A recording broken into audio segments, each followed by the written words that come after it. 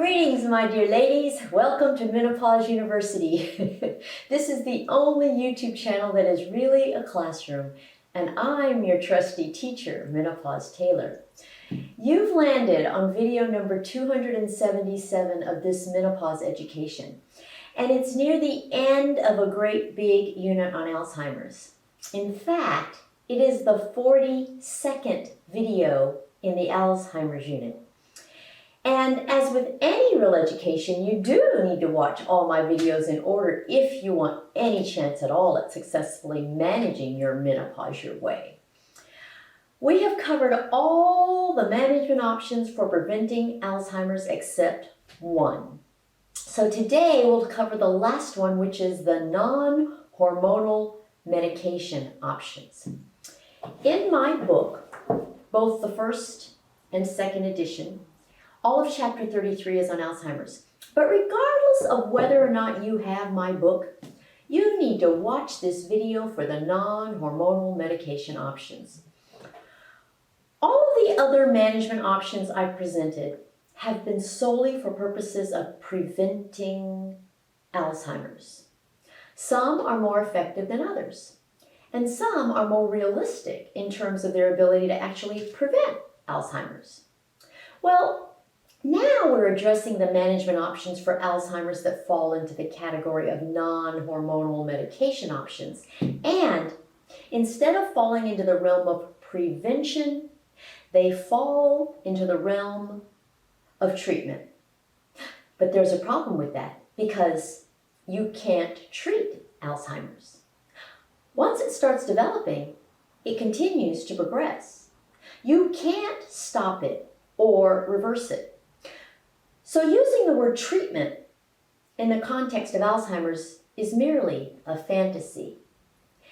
And you've seen in previous videos, there is simply no medication other than estrogen that can actually prevent Alzheimer's. And you've seen that not even estrogen can treat it once it has begun. You know, one of the critical aspects of this education is to be realistic with yourself. You have to choose management options that will actually work for you in terms of the way you live your life. I always say that they have to fit your reality. It is so common for women to live in a fantasy world in which they kid themselves about how they will accomplish their menopause management goals. So you should know that no one's opinion matters but yours when it comes to choosing your menopause management options. And no one's reality matters but yours. So for Alzheimer's, you have to either prevent it in the first place, or you have to deal with the fact that it's not a treatable disease. I'm a realist. I have a very concrete scientific mind. For me, life is all about science and facts. I have always had a very difficult time following anything that is fantasy, science fiction, or abstract. I've never even seen a Star Wars movie. Don't want to. I know I won't have any idea what's going on. And ditto for anything else that's not just logical and concrete. When I was a kid, I even questioned most fairy tales because they told stories that were pure fantasy. The one I never understood at all was Alice in Wonderland. Thus, my costume. I'm supposed to be a female version of the Mad Hatter, but I really had no idea whatsoever what a Mad Hatter costume should entail, so I had to rely on Amazon.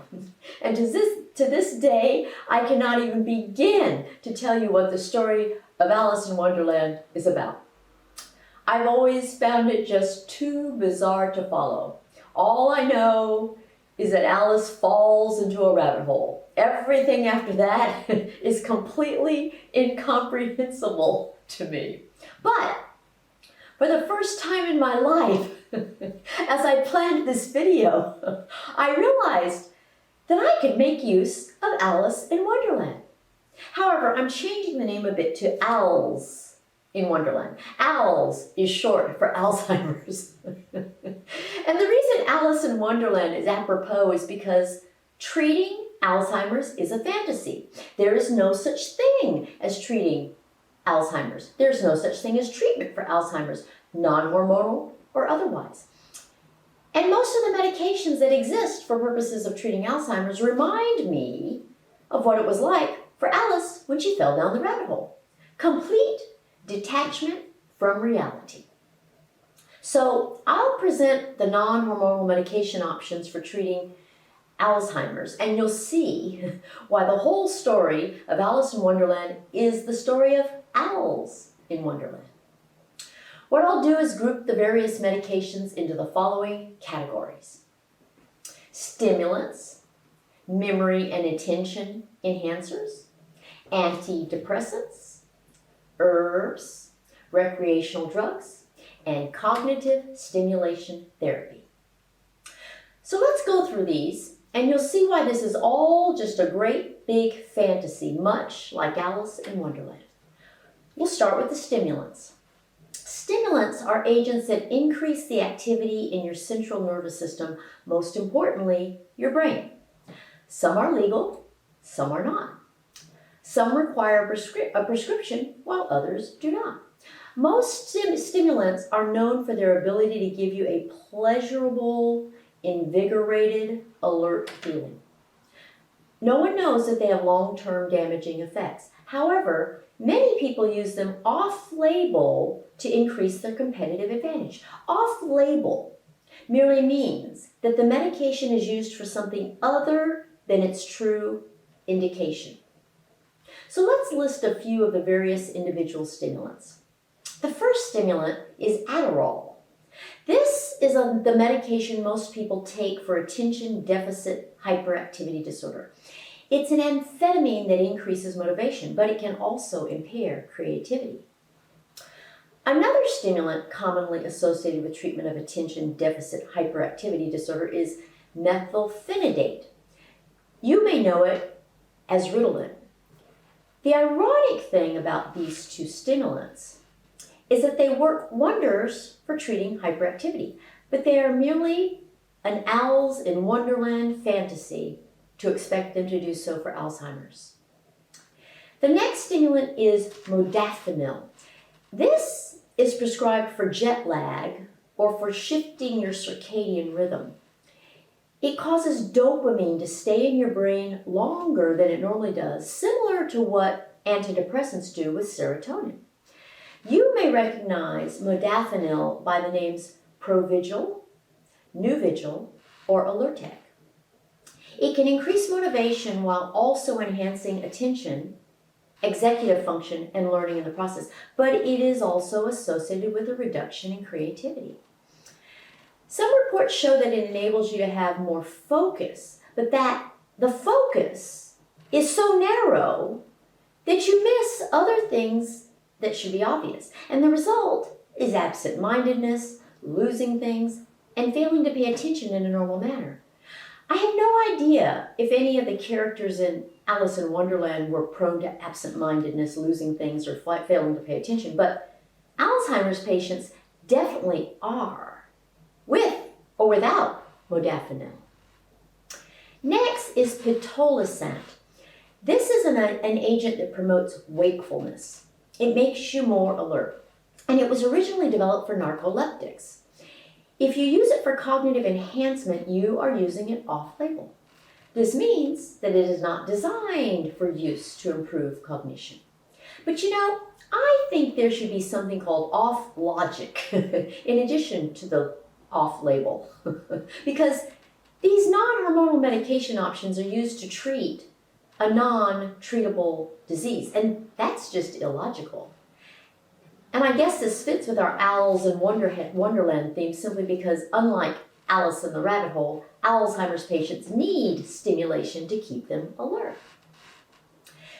Now here's a stimulant that will surprise you: nicotine. Despite all its life-threatening qualities, nicotine also has some characteristics that people find beneficial, at least in the short term. Nicotine increases vigilance, attention, focus, memory, and creativity. And it also refines motor skills, but without the jitters that usually accompany most of the other stimulants. It also tends to reduce stress. That's why smokers get nervous when they have to refrain from smoking. Of course, there are a bunch of risks associated with nicotine too, regardless of the delivery system. Smoking, chewing, and vaping all cause cancers of the mouth, throat, and lungs. And you already know that it's highly addictive. It can also increase your heart rate and blood pressure, and it causes nausea for a lot of people, especially those who are not smokers. But wouldn't it just be apropos to fall into a rabbit hole and have the Alice in Wonderland experience of discovering that nicotine is actually good for you? Another stimulant is tolcapone, brand name Tasmar. This one significantly improves information processing, attention, and memory, but it is highly toxic to your liver. Tacrine is a stimulant very similar to tolcapone, but it has already been taken off the market because of its tendency to cause liver damage too. And another, entacapone, is very similar to tolcapone. It's easier on your liver, but it doesn't reach your brain as well. So it just doesn't have as much brain benefit as tolcapone. And the last stimulant is pramipexole. Brand names for this one include Mirapex, Mirapexin, and Cifrol. But it's a complete flop. Instead of enhancing cognition, it causes drowsiness and impaired learning. You see, these are not things you want if you fall down a rabbit hole or if you get Alzheimer's. As a category, the stimulants are very unpredictable in their effects on different individuals. And the odd thing is that they are used more by people with perfectly normal brains than they are by people with Alzheimer's brains. They fall squarely into the fantasy world of people who want to fall down rabbit holes rather than those who actually have. Like I said before, there should be something called off-logic use.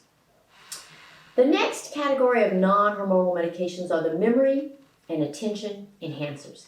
Now, these are the drugs you see advertised for treatment of Alzheimer's, and they all fall into the world of complete fantasy.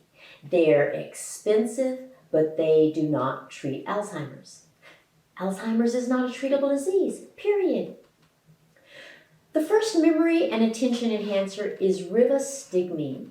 You may recognize it by its brand name Exelon.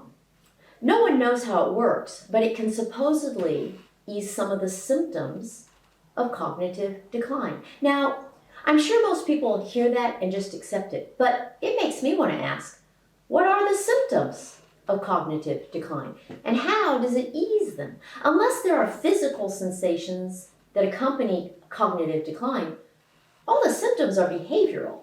So does it change the behavior of Alzheimer's patients? That sounds like fantasy to me. Another memory and attention enhancer is memantine, also known by its brand names Namenda and Ebixa. If you compare rivastigmine and memantine, they serve two different purposes and often work well together to improve cognition, mood, and behavior a bit. But doubling up on expensive drugs that cannot possibly treat the disease for which they are prescribed sounds like a recipe for disaster to me. Maybe it's like falling down two rabbit holes. A third memory and attention enhancer is donepezil or Aricept. This one is sometimes used in conjunction with yet another medication called idaloperdine or latrepirdine. And still a fourth is galantamine, also called Rimonil or Razidine. All of these memory and attention enhancers are advertised as being able to ease some of the symptoms of mild cognitive impairment a bit. But wait, you've learned from me that mild cognitive impairment and Alzheimer's are two completely different things. They are at opposite ends of the cognitive impairment scale, as you learned in video 241 on different kinds of dementia. I didn't even put mild cognitive impairment on our scale of the different kinds of dementia because it doesn't even qualify as a dementia. So to say that these medications can function as treatment for Alzheimer's is just a fantasy. So It's an Alzheimer's in Wonderland pipe dream to use memory and attention enhancers for treating Alzheimer's. All the advertisements claim that they can help a bit, but the key words are a bit. And that small improvement is a statistical average of people who see a big improvement, people who see no improvement, and people who get worse. So the results on these medications are all over the place. I imagine the same is true of Alice in Wonderland. Surely there are people who love it and enjoy the fantasy, while others hate it and prefer reality, and still others like me who are completely clueless and don't know what to think of it. Okay, now for the antidepressants. You know, it seems that antidepressants get used for just about everything. Depression, hot flashes, menopause, and even Alzheimer's. The most common antidepressant prescribed for Alzheimer's is mirtazapine. Its brand name is Remeron. But as with so many antidepressants, it seems to offer false hope. It makes everyone feel better that the Alzheimer's patient is taking something, but it's often no better than taking nothing. The next category is a couple of herbs that are not your typical herbs. They are not the mainstream herbs I covered in video 272. They are all things out of Alice in Wonderland that play with your mind in unconventional ways. The first is aptly named neuroshroom. Sounds like something from Woodstock, doesn't it? Now, this is a commercially available formulation of dried mushrooms. And while it's commercially available, you might have to go to a shaman to get it. Neuroshrooms contain 3 active ingredients. Hericium erinaceus polysaccharides, which cause a dreamy, altered state. Cordyceps militaris, which boosts energy. And Ganoderma lucidum, which reduces fatigue. Now, taken together, these 3 ingredients supposedly have neuroprotective effects and can reduce the risk of mild cognitive impairment. But again, reducing your risk of mild cognitive impairment is a whole lot easier than treating Alzheimer's. The other Alice in Wonderland herb is bacopa. It can supposedly improve learning and memory, especially the retention of new information. It comes in the forms of capsules and extracts. And if you ever make traditional Indian dishes, you might recognize it as an ingredient in Indian food. Now, these bizarre herbs are things that I think you really might find down that Alice in Wonderland rabbit hole. The names of some of these ingredients sound a bit in keeping with pure fantasy or maybe even witchcraft. And now for the category of recreational drugs. This is really odd. Here we have an untreatable disease of the mind that sends you on a trip of sorts into a world of fantasy. And of all the things proposed to treat it, someone has come up with recreational drugs, which people have always taken to send them on a trip of sorts into a world of fantasy. I am much too much of a nerd to have any personal experience with any of these. Heck, I've never even been to a bar or had a beer. I am the lightest of lightweights. Maybe that's why I still don't understand the story of Alice in Wonderland. Nevertheless, here we are, addressing recreational drugs as a non-hormonal option for treating Alzheimer's. Of course, you know that it's just fantasy before we even begin, right? Well, here we go anyway. The pertinent recreational drugs are all hallucinogens. These are also called psychedelics. And apparently, if you take enough of them, they can be cognitively and emotionally enhancing. Cannabis or marijuana is one of them, and it induces you to let go of concrete, logical thinking and become more accustomed to ambiguity and contradiction, just like Alice did in Alice in Wonderland, and just like you would if you had owls in Wonderland. The effects are most profound on the least creative people. But doesn't it strike you odd to give someone a substance that causes them to let go of concrete logical thinking when their disease has already done just that? It sounds as distorted as Alice in Wonderland to me, and off logic. Another hallucinogen is psilocybin. It's known for its magical experience, kind of like the ones Alice had in Wonderland. And it induces you to appreciate mundane things. It's as if it slows things down and places you in a world of wonder, similar to what you experienced as a kid. But is the fantasy world of a young kid what you want as an older adult? What's the point of using a substance that causes you to regress when the disease has already caused you to regress? These non-hormonal medication options for treating an untreatable disease are as baffling to me as the whole story of Alice in Wonderland. And our final category is that of cognitive stimulation therapy. Cognitive stimulation therapy, or CST, is a process in which a therapist or facilitator helps an Alzheimer's patient reorient him or herself to their memories and their real lives. They promote physical exercise, social interaction, and focus. But these are all the things I taught you to do to prevent Alzheimer's in the first place. The problem is that here, they are being used too late. If only these people had done these things before they developed Alzheimer's, they wouldn't have Alzheimer's.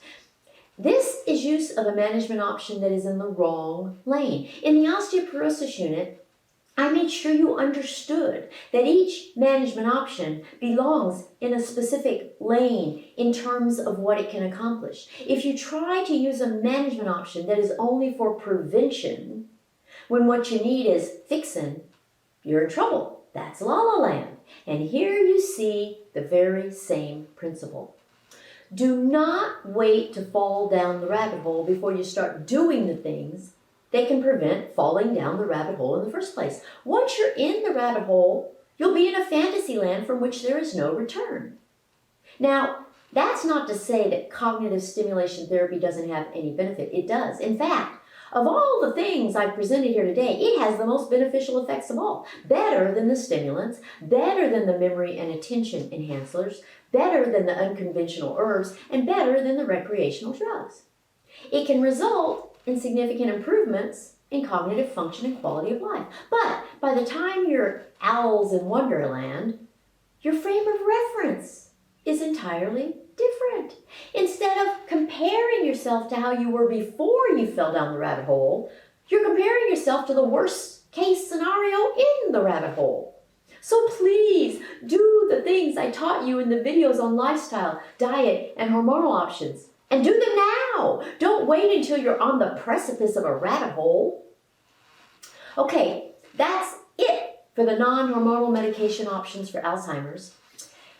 And I hope you enjoyed the play on Alice in Wonderland, although I thought creating this video would help me understand the fairy tale better, but it hasn't. I'm still just as baffled as ever. The bottom line is that there are no non-hormonal medication options for Alzheimer's disease. It is not a treatable disease. It is a fantasy to think that it is. And I have not made you a chart of these medications because charts are for purposes of making it easy for you to use useful information. And since none of these non-hormonal medications for treating Alzheimer's can actually treat Alzheimer's, a chart is of no use. It would be merely a fantasy and off logic. That's it for today. Please go to menopausetailor.me to schedule consultations. Go to Facebook, Twitter, and Instagram to follow me. And stay here to subscribe. Bye.